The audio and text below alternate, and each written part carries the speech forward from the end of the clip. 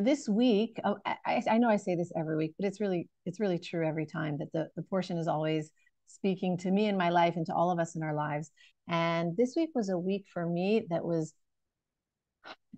it really got me thinking a lot about what it is to be a parent and what it is to raise children. And I found that, as our children are growing up and going through, these life transitions, I found that really the portion to me was speaking to that. And I want to show you guys something interesting. So in this past week of this past portion of Korach, there's this phrase that keeps repeating itself between the bad guys to Moshe and Moshe, back at the rebels. And it's this phrase called that goes in Hebrew, Rav Lecha. In English, it means too much for you. You've taken off too much. First, it's said by Korach to Moshe. It says, we're all holy. Why are you more than us? Why have you bitten off more than your fair share? It says in the verse, they assembled against Moses and Aaron and said to them, you take too much upon yourselves, for the entire congregation are all holy and the Lord is in their midst. So there's this phrase saying, you've taken too much. You have too much. And Moshe, I mean, you can imagine what Moshe is thinking. Me? I didn't choose this position. I tried to get out of this position. Hashem was the one who put it on. You can imagine what he's saying. And so then when Moshe sets up this test of the incense on the pans and who is Hashem going to, send the fire down to and accept and who is not going to be accepted, Moshe says to them, place the fire into the pans, and put incense upon them before the Lord tomorrow. And the man whom the Lord chooses is the Holy One. You have taken too much upon yourselves, sons of Levi. Meaning the sons of Levi are being told that same verse that Korach just used against Moshe, Rav Lacha, Rav Lachem, it's too much for you. What is this phrase? It's an interesting phrase, and it doesn't appear that many times in the Bible. Rav Lacha, you've just taken upon yourself too much. Where does it ring a bell from? Where does it ring a bell from? At the end of the Torah, in Ve'et Chana, Moshe tells us about how much he really wanted to enter the land. And he says, I begged and I begged. And then Hashem said to him, Rav Lecha, this exact same verse, the exact same verse. In Deuteronomy 3, it says, but the Lord was angry with me because of you, and he did not listen to me. And the Lord said to me, it is enough for you. But it doesn't actually say it is enough for you. It says this same phrase in Hebrew, Rav Lecha, it is much for you. Speak to me no more regarding this matter. It is the exact same verse. That's weird. The same phrase that Moses was scolding the rebellious Levites with is how Hashem answers his prayer to come into the land. Isn't that strange? Rav Lecha, it's too much for you. Now, this isn't lost on the sages, because in the Talmud, in Tractate Sota, it says that Hashem delivered to Moshe this bad news that he's not going to be able to change his mind about letting him into the land, using the same phrase he used to tell the sons of Levi that they were asking for more than what they needed, that they were asking for too much. So what is the Talmud telling us here? It's telling us, listen carefully. There's something in this story of Korach that is related to Moshe not being allowed in the land. There's something about this Rav Lecha, about asking for too much from Hashem or from your life. Why is Hashem referencing that story at this point in Moshe's life? It's as if Hashem is trying to tell us and to tell him and tell us through him that there is some kind of fundamental error that happened over there in Korach. And if you want to understand why you shouldn't be upset about not going into the land, why you need to stop asking me this, you need to really unpack that error, understand that error, and then it'll help you understand this situation. So I want to dive a little bit more into this phrase, Rav Lecha, it is too much for you. You're asking for too much. What does that mean? I can't help, I was sort of like, breaking my brain, trying to figure out where does this sound, where else do we see this? Where else does this come from? And then it struck me, the meeting of Esau and Jacob, Esau and Jacob, Esau and Yaakov, when these brothers, after all these years of separation, finally rejoin, Jacob comes with all of these gifts. And then what does Esau say? He says, no, don't worry about it. I have so much. He says, Yesh li rov, I have much.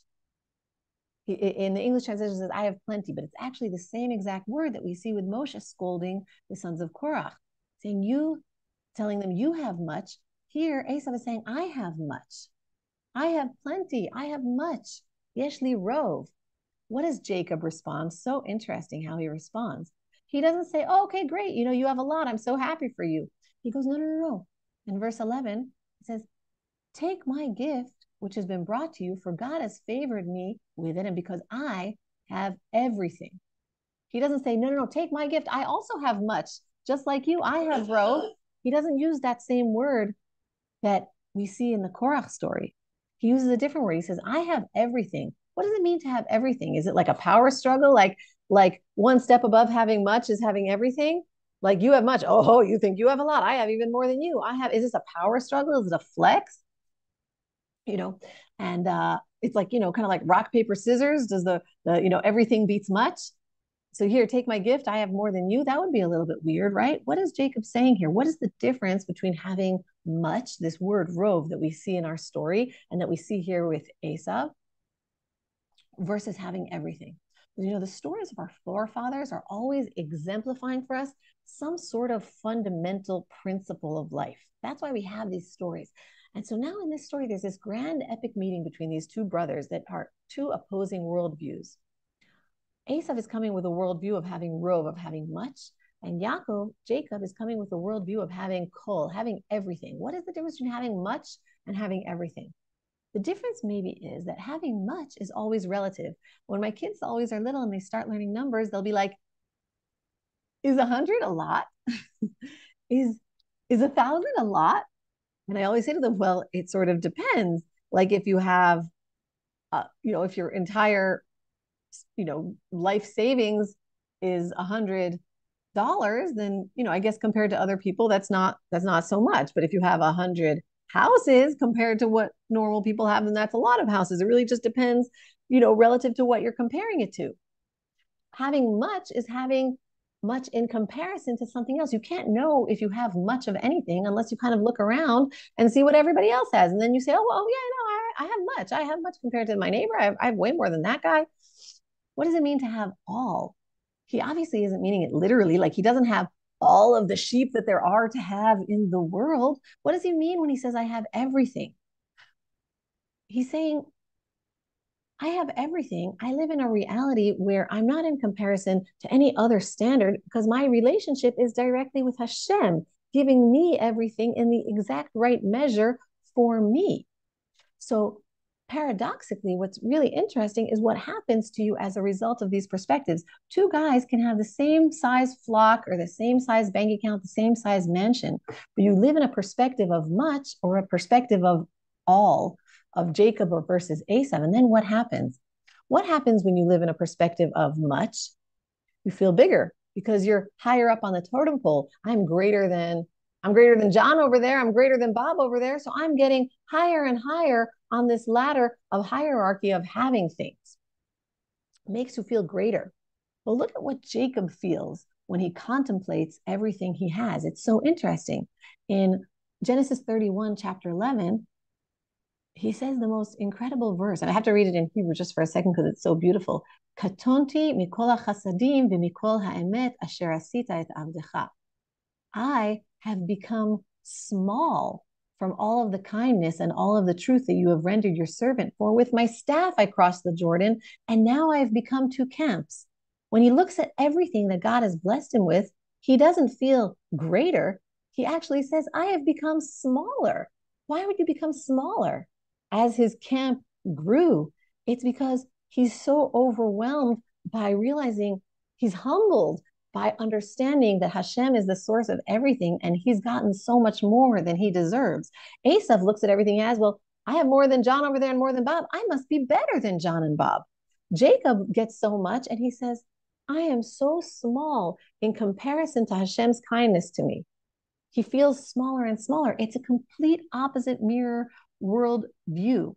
I felt this so much this week. And I actually, without even thinking, I didn't know Jeremy was going to get sick. I didn't know I was going to even think of this Torah idea.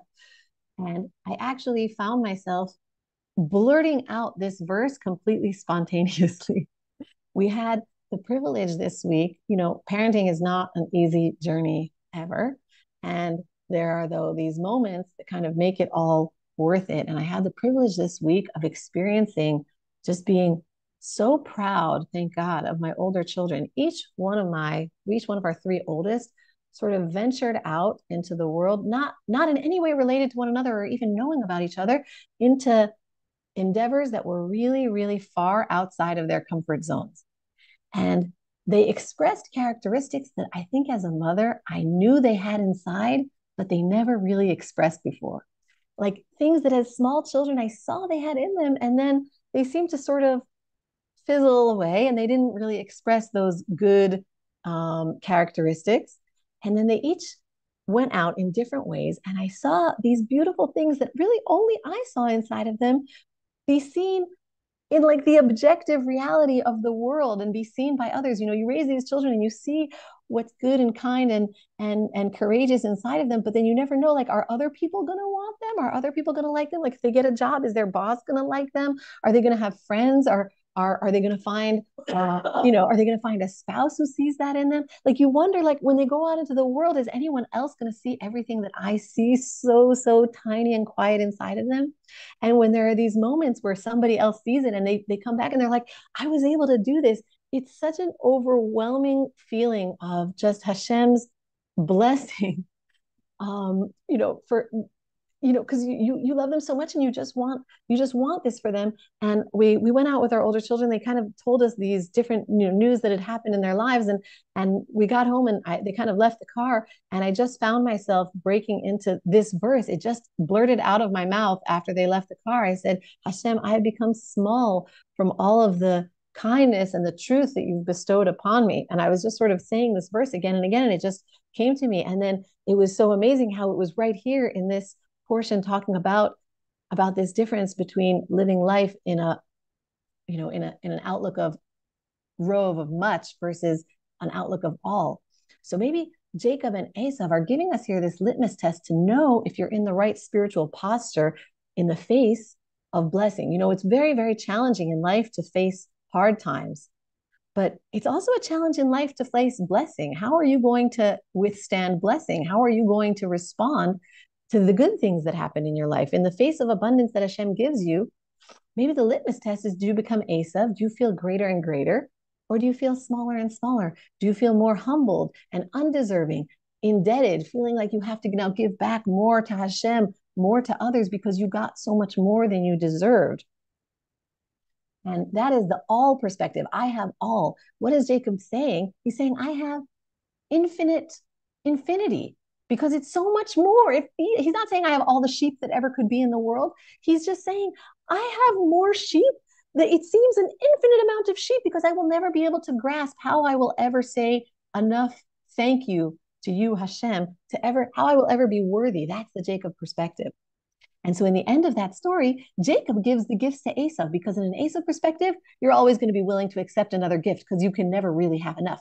In the Jacob perspective, you never mind giving away to others because you know that it's not even really yours and you never deserved it in the first place. So now when we go back to the Korach story with this word, Korach is saying to Moshe, you've taken rove, you've taken much. In comparison to me, you have too much. It doesn't matter that he has so much already himself, Korach, as being a Levite and having incredible jobs in the service of the tabernacle. He says, I don't have enough because you have more than me. And then what does Moshe say? He says, sons of Levi, look at the perspective you're living in. You're living in an Esav perspective. You're living in a Rov perspective. Rav lachem bnei Levi, you're living in a perspective of having much as opposed to having all. Nothing is ever going to satisfy you. Hashem is giving you so much as Levites, but because you don't have as much as somebody else, then you're infuriated and you actually feel like you have nothing. He says, I don't care about how much I have. This is all Hashem's choice. And then he says, now the fire is going to come down and Hashem is going to make it known, because you guys are living in this perspective where nothing will ever be enough. Rav lachem. And, so then at the end of Moshe's life, it's like he himself needs to be reminded, because he's begging and begging to come into the land. And Hashem says, Rav lecha, you need to remember what you've taught all of the nation of Israel. You have exactly what is right for you. Essentially, remember, you have everything because what I have given you is exactly the job in life that you need. It's exactly the blessing in life that you need. Anything more would not be catered to you. I've given to you. It doesn't matter that the rest of the people now are going in. Don't look at what they're getting. You need to remember who you are, and you need to stop asking me to change this planet because I've given you everything.